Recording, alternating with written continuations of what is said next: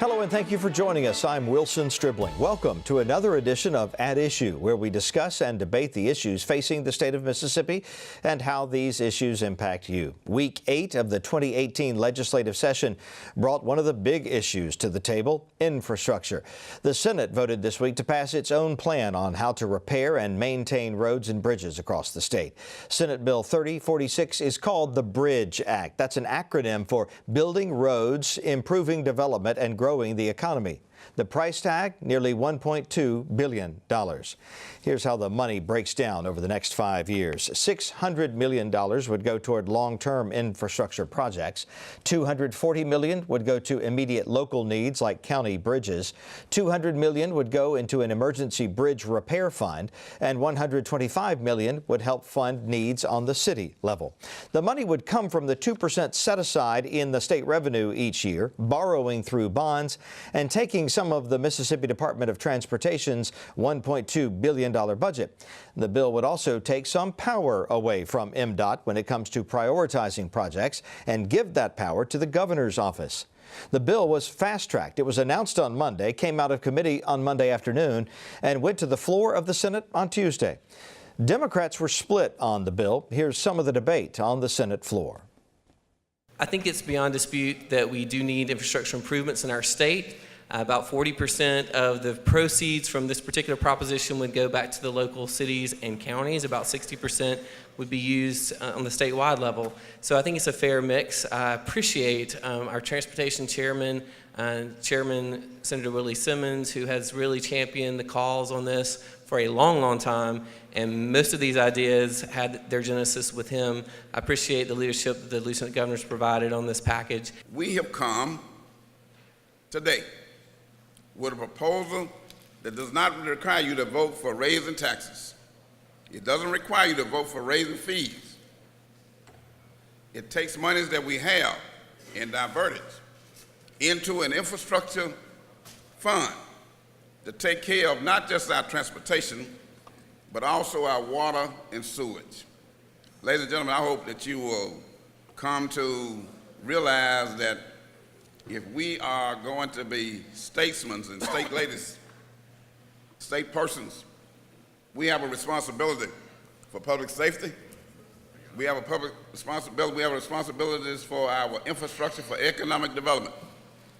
And unless we take these kinds of steps, your local community will not be able to take care of it, because the local communities are in much worse shape in many cases than we. We have taken all of it under consideration, and I think we have a proposal that's good and much better than anything that I've seen anywhere in recent time. The tragedy is, one of the many tragedies, this bill really doesn't do much for real infrastructure. Earlier in the session, the Lieutenant Governor said if the various propositions passed by the House have solved the infrastructure problem, why don't we just pass the House bills and then infrastructure's solved and we can all go home? I thought he had a pretty good point, because his point was, as I took it, although the House has passed a bunch of legislation that's got infrastructure stamped on it, when you look at the net product of the House action, what they're really doing, it's not an infrastructure problem. So it's not an infrastructure package. It's inadequate. And now we find ourselves in the position of doing the same thing. And then next year, or the year after that, or the year after that, the people who depend on infrastructure in our community is going to say, wait a minute, what happened to that $1 billion infrastructure bill y'all told me y'all were going to pass? Well, we did, sales tax didn't make, the target, and we didn't have our revenue collections, and we had a big Medicaid deficit, and so we don't have any money for infrastructure this year. Overall, this bill is bad policy and not the way that we need to solve the infrastructure crisis. There are good parts in this bill. There are parts I support. But overall, there is this fundamental problem that all these gyrations cannot hide. We have a problem with infrastructure that requires more money in a legislature that refuses to spend more money. Because of a pledge that many people signed, we cannot spend more money. We have a problem that requires more money, and we have to do all of these shell games and all the rest of this business to act like we're doing something. By a vote of 36 yeas, 14 nays, the bill is passed. Governor Phil Bryant says he will not stand in the way of infrastructure legislation. He previously said that lawmakers should wait on passing legislation until getting the details of President Trump's trillion-dollar national infrastructure plan and how it would impact Mississippi. We spoke with the governor shortly after the Senate plan passed. There's a lot of things that are just unknown yet. We don't know exactly what the federal plan will look like. We don't know what the end result of this plan will look like. But people are moving forward, I think, with a sincere desire to help with an infrastructure plan here in Mississippi. But I don't want to be so disruptive as to stop what momentum may be present in the Senate and the House. I've learned a long time ago I can work with most any bill the House and the Senate brings forward, particularly at this point in the legislative process. I have very little control over $1 billion budget at the Department of Transportation. So I think whether it's this administration with just a little less than 2 years or the next administration, governors need to have some input into what infrastructure plans would look like going forward for Mississippi. I think it'll change a lot before the process is completed, but it is continuing to move forward. We've brought it to the attention of the White House and Department of Transportation, so we can try as best we can to blend those two plans. But we are moving forward, I think, with all sincerity for a good statewide infrastructure bill, and I don't want to slow that down. House Speaker Philip Gunn's Director of Communications, Meg Annison, sent us this statement on the Senate infrastructure bill. She says, quote, "The House led with transportation legislation early in the session. Infrastructure has been a priority of ours, so we will be interested in looking at the Lieutenant Governor's proposal," end quote. The House passed a list of bills dealing with infrastructure. Those bills are still in the Senate to review. The executive director of the Mississippi Department of Transportation says the Bridge Act would hurt the agency's flexibility to spend money. Melinda McGrath tells At Issue that taking money out of the agency's budget would also hurt transportation programs. Here's what she says about giving control of prioritizing projects to the governor. I am concerned that the bill itself looks like it wants to strip the Transportation Commission of their powers, which are to ensure that the Department of Transportation operates efficiently, fairly, and that we follow the state laws. You know, the state laws are laid out and they tell us exactly how to prioritize roads, bridges, safety projects. That is all legislative, and they assure by the policies the commission passed that we follow that. You know, they do not engage with us at all. I've never understood why. We have nothing to hide. We're very transparent. Peer, we do constant peer studies. Matter of fact, there's one going on right now. I mean, we have a great working relationship. And why they would not ask the Department of Transportation to be a part, to be at the table, to help them, I've never understood that. I don't have anything personal to gain here. I want to help the state, but we've never been given that opportunity. The Mississippi Economic Council has long been a proponent of improving roads and bridges to improve commerce. MPB's Mark Rigsby talked with the group's president and CEO, Scott Waller, about the Senate plan. My gut reaction is this. We're talking about $1 billion over a 5-year time frame. That's something that I think is extremely positive and extremely exciting to say, okay, we're making some real progress if that happens. On the surface, just the fact that it focuses primarily on a major need, which is bridge repair and replacement, I think is vitally important. I think when you think about the fact that it's got some continuing dollars over the next 5 years to get us to that point of growth with money going to transportation, I think that's extremely important. Again, I haven't gotten into any of the other details to know much about the the administration of how this is all going to work, but that will be something that will be taking place over the next few days, and we're just excited about the chance to get something rolling. I know what is also is it has incorporated some of the elements of the House proposals that we've seen over the last couple of years. So I think you have those two factors going for it. It's not necessarily an individual proposal, but it is something that's part of what their overall plan has been. So I think that the combination of the two things that they're looking at really gives us an opportunity to start to make true progress in addressing our road and bridge needs, as well as some dollars put aside for infrastructure, some of the stuff that's below the ground that a lot of cities across this state are struggling to deal with. I think that's an important element of it as well. As you just said, and as Lieutenant Governor Tate Reeves has said, there is some spirit of House proposals on infrastructure included in this Senate plan. Does it matter, at least to you on an economic level, who gets the political credit for putting more money into infrastructure? Our perspective from day one is we need to be fixing our roads and bridges. And how that's done, part of the reason that MEC, when we did our plan, is introduced a variety of options was to say, okay, you take which one is best. You know, we might have actually, we had some things that we talked about, this would do this or this would do that, but at the end of the day, it has to be the legislature that ultimately makes the decision. So in terms of pride of authorship, I don't think that is what's important. What's important is getting more dollars into our roads and bridges and make it safe for our citizens across the state and create economic development in the process. A study done by the MEC estimated it would take nearly $400 million annually to repair and maintain roads and bridges in Mississippi. It appears the fight over rewriting the way public schools are funded with state tax dollars is ramping up for a showdown next week. Lawmakers in the House have passed a bill that would recalculate school funding. The new formula would result in an increase in the total amount going to school districts, but the plan still falls short of what the current funding formula calls for.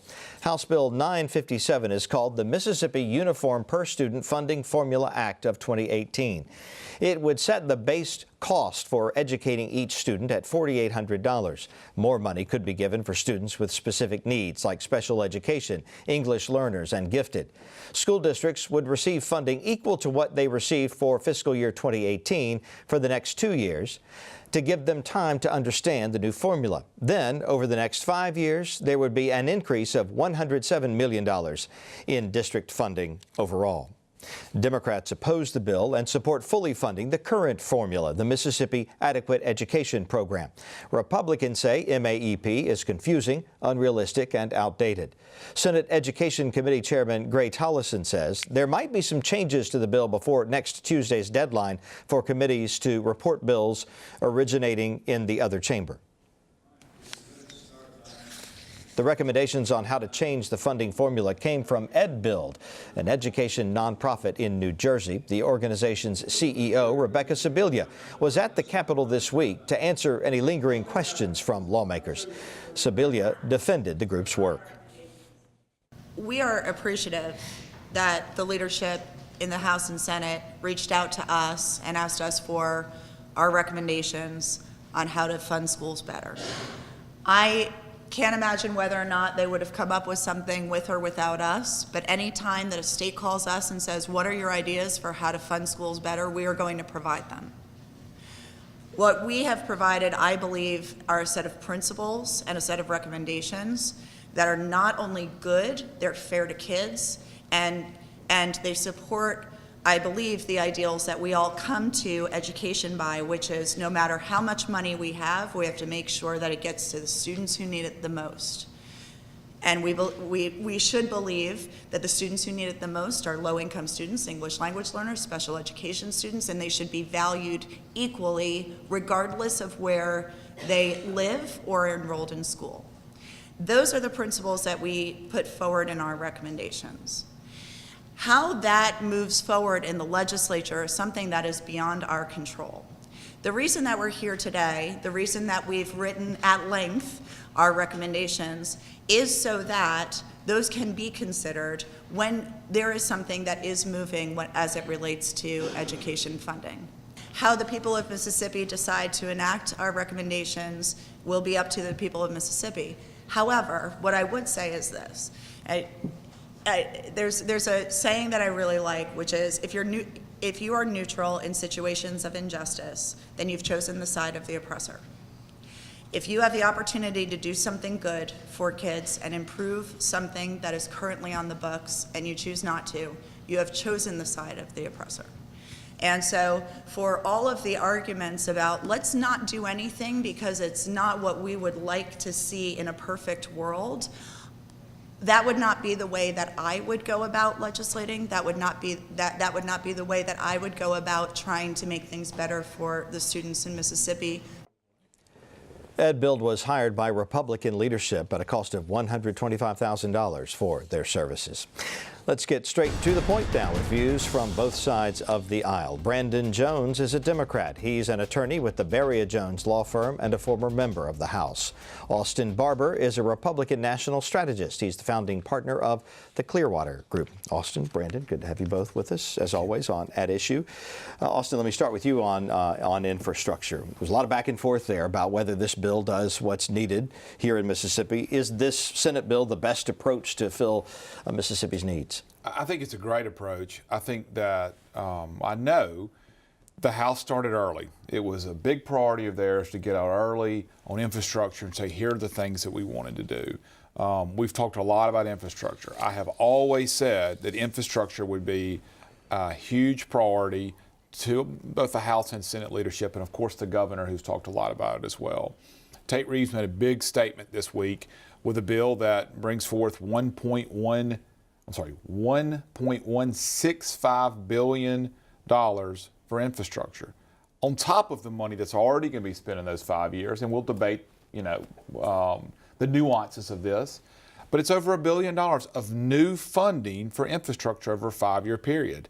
And I think he made a big statement with that type of that large of amount of money to go to infrastructure. So yeah, I think it's still early in the process. I know that this bill's got to go to the House now. They're going to make some changes to it, I assume, and this thing might end up in conference. But I think this is a good day for Republican leadership saying, you know what, we've always known infrastructure is the key. Infrastructure is the key to improving our economy, creating more and better jobs, and we're putting our money where our mouth has been for the last 18 months. I feel bad for Scott Waller. He had to go in front of the cameras and talk about a plan that he hadn't had a chance to read yet.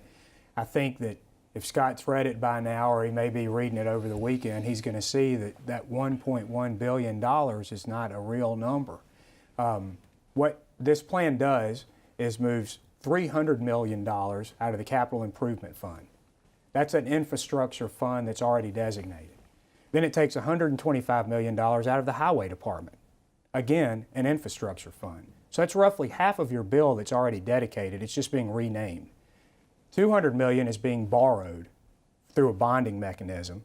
And then $200 million comes from a general fund, which is already tapped out, and we can't possibly find $200 million additional dollars in that. That gets you up to $775 million of this bill, almost 3/4 of it that's either renamed, borrowed money, or hope that the general fund improves. The rest of it banks on a growing economy, which is not consistent with what we're being told from our own state economist. And then you have hidden in the bottom of it a tax on hybrid cars and electric cars, which I just think is interesting. This is not a real thing. If it were $1.1 new dollars going into infrastructure, it would be a tremendous thing, and I would be up here saying, thank you, it's a good plan, and Democrats need to get on board.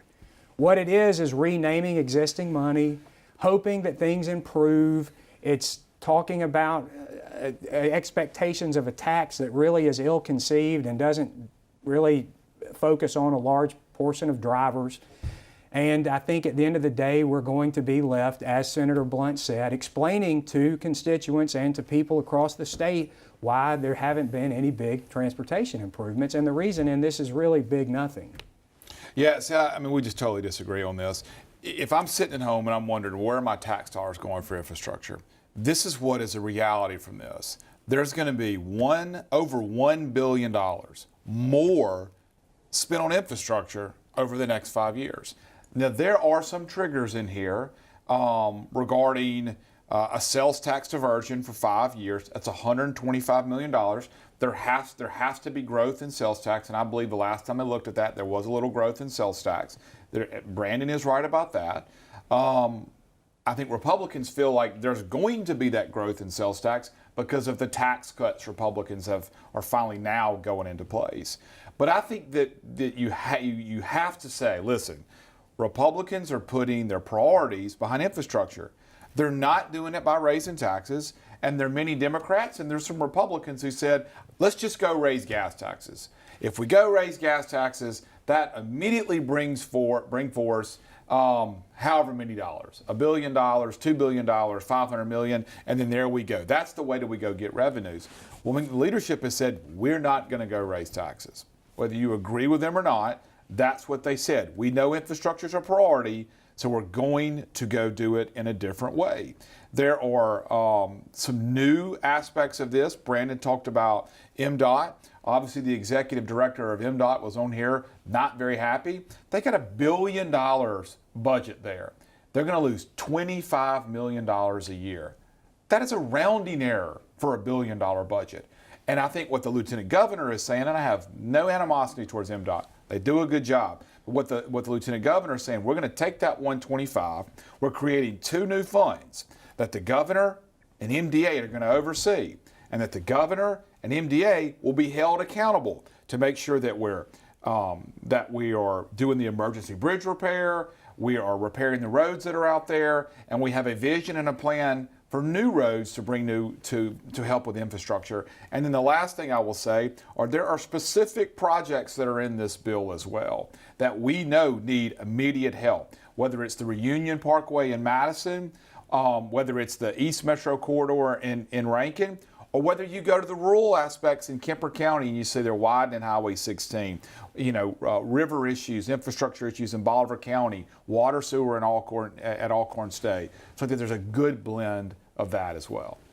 If you do good work, you want to put it on the refrigerator and get your mama to put a magnet on it. The Senate ran this out in 24 hours because they know it's a shell game. It's not $1.1 billion in new money. It's about $300 million, and that money is all dependent on Mississippi overperforming what it's done under the last 8 years of Republican leadership. It's a hope and a prayer, but more than anything else, it's a disingenuous answer to people like Scott Waller who have sincerely said, we just want better roads and bridges. This bill won't deliver that. But I think Scott Waller would say, you're wrong on this. I mean, look, MEC got out there pretty hard last year, very disappointed, very upset, put some pressure on leadership in both the House and Senate to go get something done. I don't think Scott Waller would have stood up on camera and said, this is a good bill, if he didn't believe it. Scott Waller's going to say whatever he has to say to get Tate to put more money into roads. That's just the bottom line. He's a glorified lobbyist, but he hadn't read the bill. And when he does, he and his members are going to be disappointed that it's not going to pave their roads. Well, we'll see, because they will be the squeaky wheel if they don't like this. As they learn more about this in the next week or two. Let's move on to education now. That looks like the Ed Build rewrite is gaining quite a bit of momentum. Brandon, were you surprised that we didn't get a bill from the Senate on this same issue? Yeah, I was. We've been told, I think even as late as last week, that we were to be waiting for the Senate proposal and kind of the Senate concept here. One of the things that I said when we started this process is, I hope that at the end of the day, this isn't just a political fix. Because if I'm a Republican, I might be looking for a political fix to take the education fight off the table. I'm tired of being pounded for not funding our existing formula. I'm tired of being saying you don't fully fund education. And so I would be looking for a way for that not to be something that could be used against me in a campaign. I'm afraid after all these years of navel gazing and weird committee meetings and strange presentations of formulas, we have arrived at a point where we have a bill that essentially provides less money to school districts than the existing formula, the Mississippi Adequate Education Formula. On top of that, it's confusing and no one can explain it. Richard Bennett couldn't explain it on the floor of the House. Remember, we're supposed to be getting away from that scary, completely incomprehensible MAEP to get to this new fast line, fast track, easy to understand bill. The chairman of the Education Committee in the House could not answer a single substantive question on it. Nothing seems to be changing except for Gray Tollison kind of giving us all a warm pat on the shoulder and telling us to take his word for it, it's going to be okay, but we still don't understand it exactly.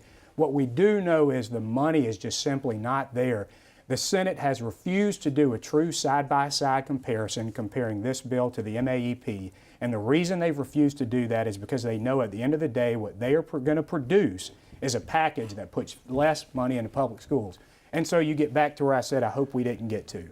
This was a long, complicated conversation that ultimately allows Republicans to say we're fully funding public schools by paying them less than they would have under the existing formula. I mean, if I'm a Republican legislator, I want this battle. I really do. I mean, Republicans put more money in K through 12 last year than any Democrat ever has. You know, MAP's been around for 20 or 25 years. Nobody can explain it. Nobody can. I hear your point about Richard Bennett had problems answering questions on the new formula, but to his benefit, he'd been chairman of education for about 48 hours and was sort of, all right, go out there and go do this. I bet if you sat down with Richard Bennett right now, I bet if this show sat down and put Richard Bennett here, he'd be able to answer the questions because I think they're pretty simple. Listen, we're going to have a $4,800, $4,800 that each school kid's going to get for support from the state. And then there are going to be other amounts that are on top of that. If you're low income, if English is your second language, special needs, and so forth. So the Republicans should welcome this debate. We're going to let that be the last word. Austin, Brandon, thank you both. And we thank you for joining us on At Issue. We are out of time. You can watch the program online on our website, mpbonline.org/issue. And we invite you to join us again next week for another edition of At Issue.